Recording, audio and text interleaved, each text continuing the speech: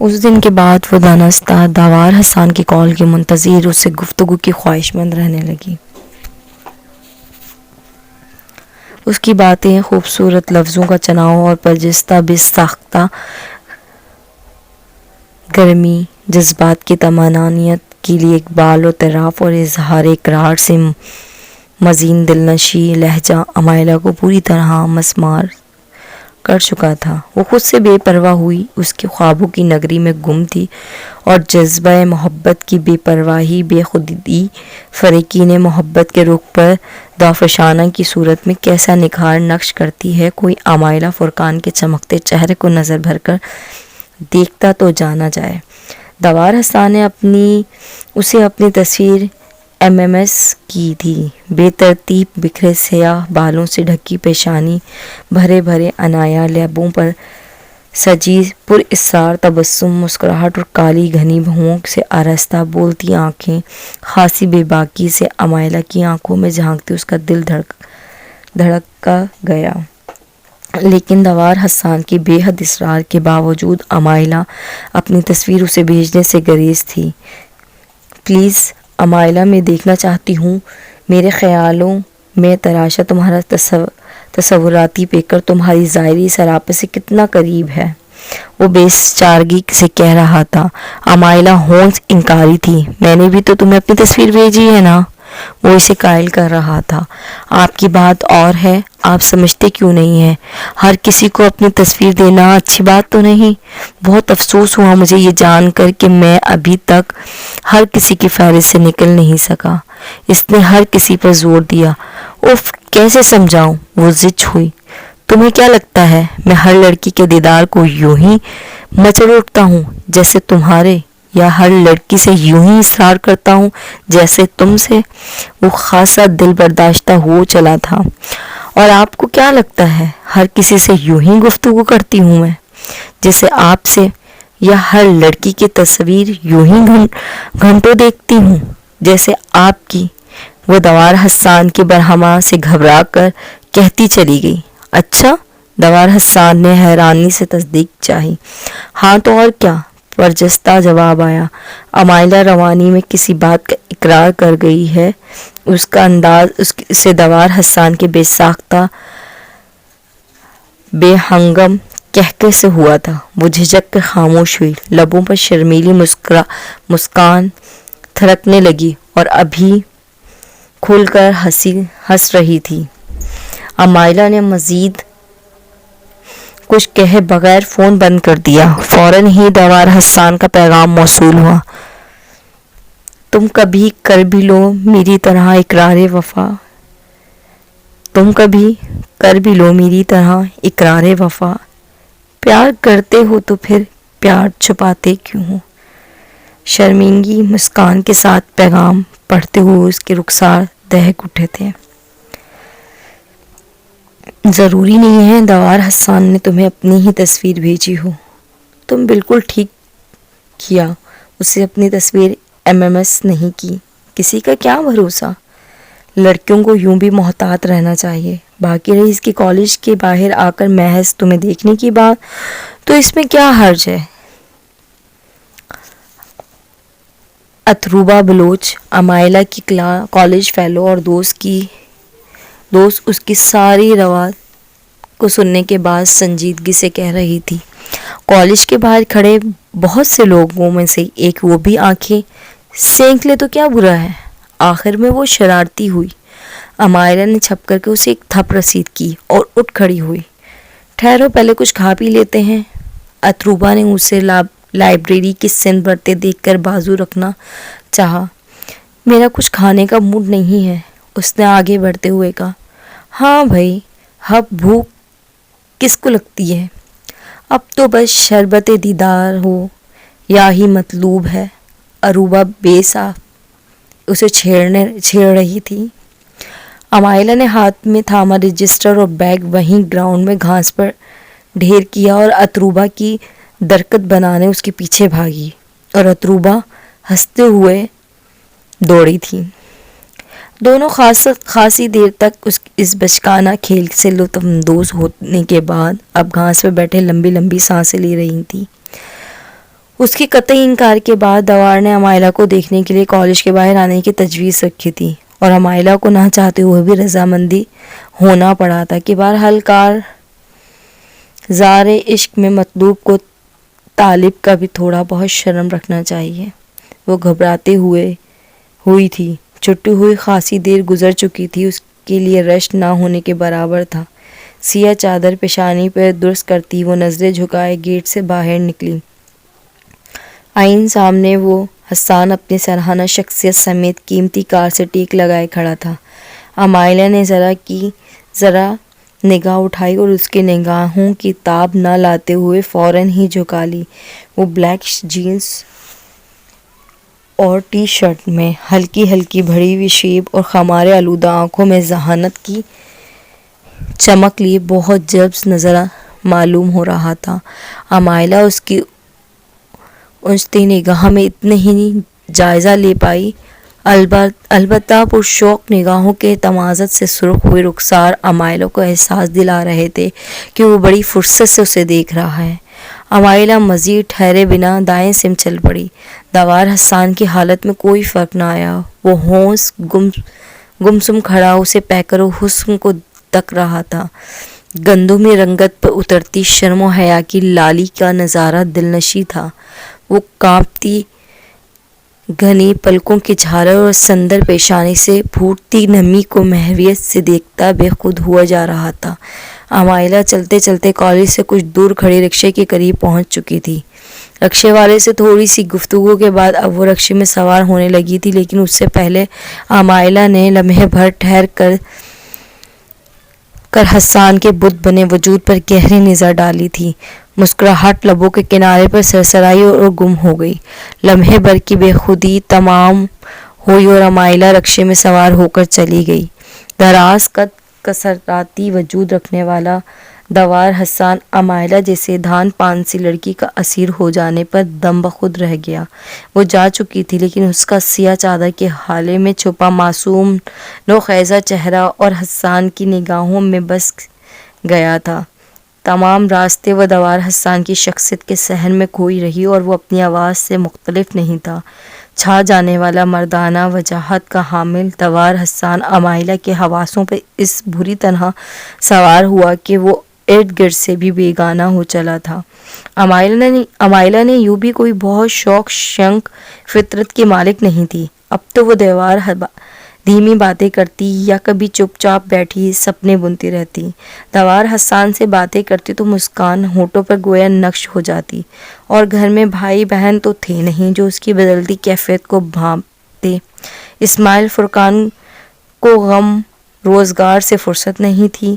لے دے کر فریدہ فرقان عمائلہ کی امی رہ گئی تھی تو عمائلہ کے لیے اتنی خوبصورتی سے ٹالنا کچھ مشکل بھی نہیں تھا۔ محبت میں اندیشہ ہجر لاحق ہونا اجنبا کی بات نہیں ہے۔ یہاں بھی خمار محبت میں بھیگے مصور دن ڈھل گئے اور وصال جنم سے قبلہ پیام آمد ہجرا آ ہی گیا۔ عمائلہ دوپہر کی نیند لے کر بیدار ہوئی تو عصر کا وقت قریب تھا۔ وہ فریش ہونے کے ارادے سے واش روم کی سمت بڑھ گئی۔ 15 منٹ میں جب وہ کپڑے بدل کر اور بال بنا کر باہر آئی تو ڈرائنگ روم سے باتوں کی آوازوں نے اس کی توجہ اپنی جانب مبذول کروا لی۔ یقیناً مہمان موجود تھے وہاں۔ ڈرائنگ روم میں آئی تو فرید فرقان کے ہمراہ ایک باروب معمر سی خاتون براجمال نظر آئی۔ خاتون کی اس پر نظر پڑی تو وہ غیر معمولی اتفاق کا مظاہرہ کرتے اسے گلے لگانے اور پیار دینے کے بعد اپنے قریب ہی بٹھا لیا۔ ماشاءاللہ بہت پیاری بچی ہے، وہ اب فریدہ فرقان سے مخاطب تھی جو مسکرا رہی تھی۔ عمائلہ حیران پریشان امی سے اشارہ کناروں میں خاتون کا تعارف دریافت کر رہی تھی، لیکن فریدہ فرقان بے نیازی کے سارے ریکارڈ توڑتے ہوئے اسے مسلسل نظر انداز کر رہی تھی۔ فریدہ فرقان اور اجنبی خاتون گفتگو میں یوں مہر تھیں گویا برسوں سے واقف ہوں۔ حالانکہ عمائلہ نے انہیں اس سے قبل اپنے گھر میں کبھی نہیں دیکھا تھا۔ بیٹے بہو کی ایک پلین کریش میں وفات ہو گئی۔ ایک بڑی پوتی ہے، شادی شدہ، اپنے شوہر کے ساتھ کینیڈا میں مقیم ہے، اور اس سے چھوٹا یہ حسنہ بڑا فرما بردار بچہ ہے، میرا بڑا خیال رکھتا ہے۔ مجھ سے محبت بھی بہت ہے. اسے اپنے جب والدین چھوڑ گئے اس وقت سے مجھ سے بہت انسیت رکھتا ہے. کوئی بری عادت نہیں. ماشاءاللہ خوبصورت ہے، باروزگار ہے. بس اب اس کی شادی کر دو تو آخری ذمہ داری سے بھی آزاد ہو جاؤں. ان کے لہجے کا ٹھہراؤ امائلہ کو بہت مانوس محسوس ہوا. خاتون کی بیشتر گفتگو ان کے پوتے کی تعریف و توصیف سے آراستہ تھی. ادھر فریدہ فرقان امائلہ کی خوبصورتی اور سگھڑاپے میں روب الاحسان تھی. امائلہ کی چھٹی حسن کلرک کر رہے تھے. وہ خود کو بھلا رہی تھی کہ جو وہ سمجھ رہی ہے ضروری تو نہیں کہ درست ہو، مگر اس کے خدشات بے سبب نہیں ہیں. میں چائے لاتی ہوں. فریدہ فرقان معذرت خواہانہ کہتی باہر چلی گئی تھی تو وہ خاتون امائلہ کی طرف متوجہ ہوئی. پڑھائی کے علاوہ کیا مشغلہ ہے؟ ان کے شفیق چہرے پر نرم سی مسکراہٹ بھلی معلوم ہو رہی تھی. کچھ خاص تو نہیں، گھریلو کاموں میں ہی دن گزر جاتا ہے. کوکنگ کرتی ہوں، اپنے کپڑے وغیرہ بھی سی لیتی ہوں.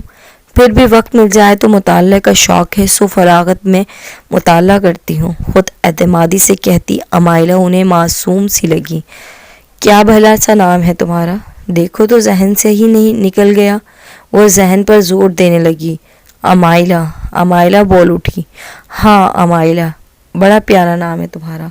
انہوں نے لوزمات سے یہ پورٹرے لی. کمرے میں داخل ہوتی فریدہ فرقان کو مسکرا کر دیکھا. امائلہ سے یوں ہی ادھر ادھر کی چھوٹی موٹی باتیں کرتی وہ خاتون امائلہ کو بہت خوش اخلاق لگ رہی تھی.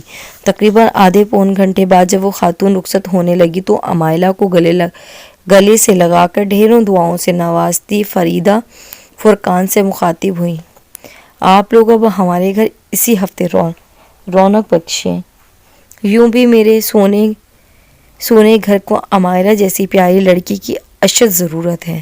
انہوں نے امائلہ کے سر پر ہاتھ پھیرتے مسکرا کر کہا اور امائلہ اپنے خدشات اور درستگی پر دہک سی رہی تھی. کیوں نہیں مسز عرفان؟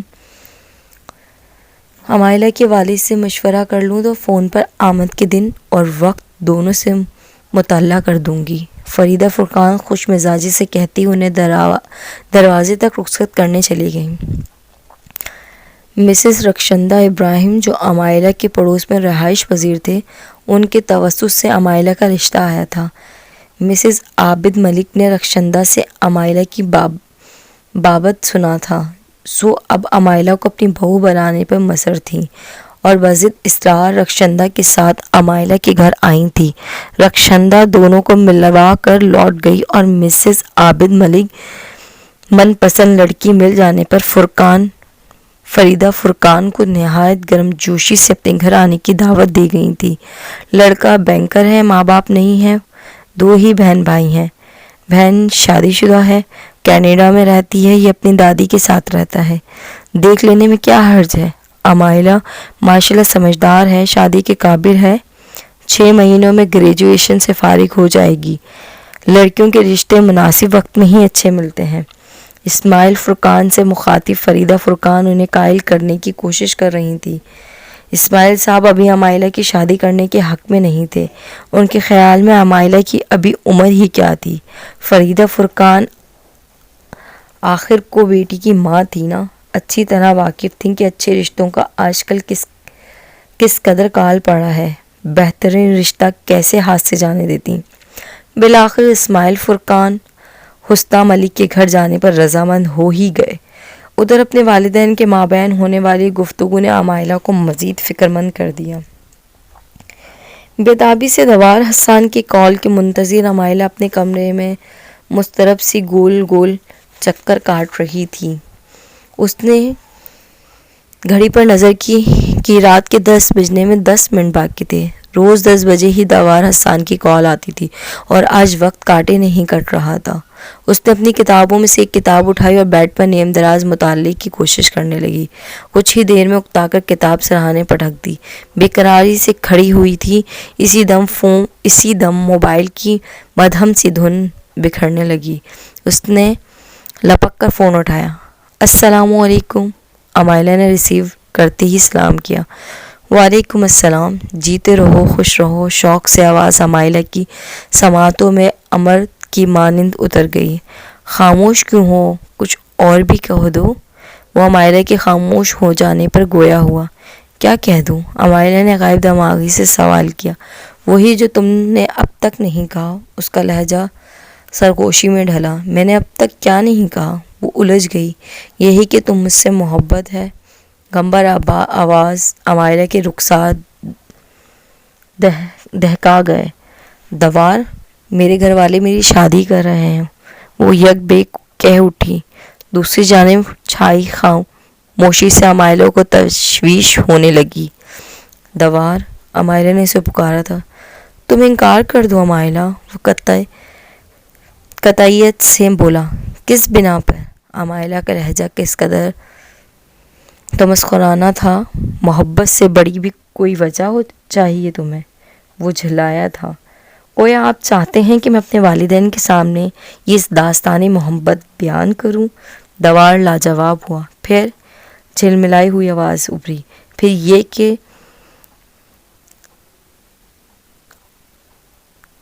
کہ چینل میرے والدین سے میرے ہاتھ مانگ لیں۔ وہ رسان سے گویا تھا۔ ضرور مانگوں گا، لیکن مناسب وقت آنے پر۔ ابھی تم فی الحال اس مصیبت سے جان چھڑاؤ۔ ہماری گفتگو کو 2.5-3 مہینے ہو چکے ہیں۔ میرے گھر والے میری شادی طے کر رہے ہیں۔ میں قطعی نہیں سمجھ پا رہی ہوں کہ آپ کس مناسب وقت کا انتظار کر رہے ہیں۔ جب بارات میرے گھر کی دہلیز پہ چلی آئے گی اور میرے ہاتھوں میں کسی اور کے نام کی مہندی رچی ہوگی، تب آئیں گے آپ۔ عمائلہ پھٹ پڑی تھی۔ ریلیکس عمائلہ، مجھے معلوم ہے تم پریشان ہو رہی ہو، لیکن ڈونٹ وری، میں آج ہی چاچا چاچی سے بات کرتا ہوں۔ تمہیں تو معلوم ہے وہ ابروڈ میں ہی آنے میں وقت لگے گا۔ کاروبار میں فراغت کم ہی ملتی ہے۔ پھر بھی میں کوشش کرتا ہوں کہ اگلے ہفتے آ جائیں۔ مجھ پہ بھروسہ رکھو پلیز۔ عمائلہ کسی حد تک اس کی طفل تسلیوں سے بہل ہی گئی۔ دوار حسان نے اپنے متعلق اسے اتنا ہی بتایا تھا کہ وہ اکیلا ہے۔ اس کے رشتہ داروں میں زیادہ لوگ ابروڈ میں رہائش پذیر ہیں، چند ایک ہی پاکستان میں رہتے ہیں۔ سو اب یہی مسئلہ درپیش تھا کہ وہ دوار حسان کے سرپرست بن کر عمائلہ کے والدین سے ملنے کے لیے اس کے چاچا کو پاکستان آنے کی فرصت نہیں مل رہی تھی۔ ادھر اگلے 3 دنوں میں اسماعیل فرقان اور فریدہ فرقان مسز عابد ملک کے گھر سے ہو آئیں، اور حسنہ ملک میں انہیں وہ ساری خوبیاں نظر آئیں جو ان کی اکلوتی نازو پلی بیٹی کی شریک سفر میں درکار تھی۔ انہوں نے چھان بین کے لیے 1 ہفتے کا وقت لے کر آدھی رضامندی دے رکھی تھی۔ 1 ہفتے بیت گیا، نہ وہ دوار حسان کا پرپوزل آیا، نہ ہی عمائلہ کا انتظار تمام ہوا۔ ہاں، عمائلہ کے والدین نے حسنہ ملک کی نیک نامی اور اس کے متعلق میری تسلی بخش معمولات سے مطمئن ہو کر عمائلہ کا رشتہ ضرور طے کر دیا تھا۔ دوار حسان اس سارے عرصے عمائلہ کو محض بہلاوے دیتا رہا، اور عمائلہ کے پاس سوائے اس بہلاوے پر یقین کرنے کے اور کچھ چارہ ہی نہیں تھا۔ لیکن آخر کب تک؟ کبھی نہ کبھی تو عمائلہ کو حقیقت کا کڑوا گھونٹ پینا ہی تھا۔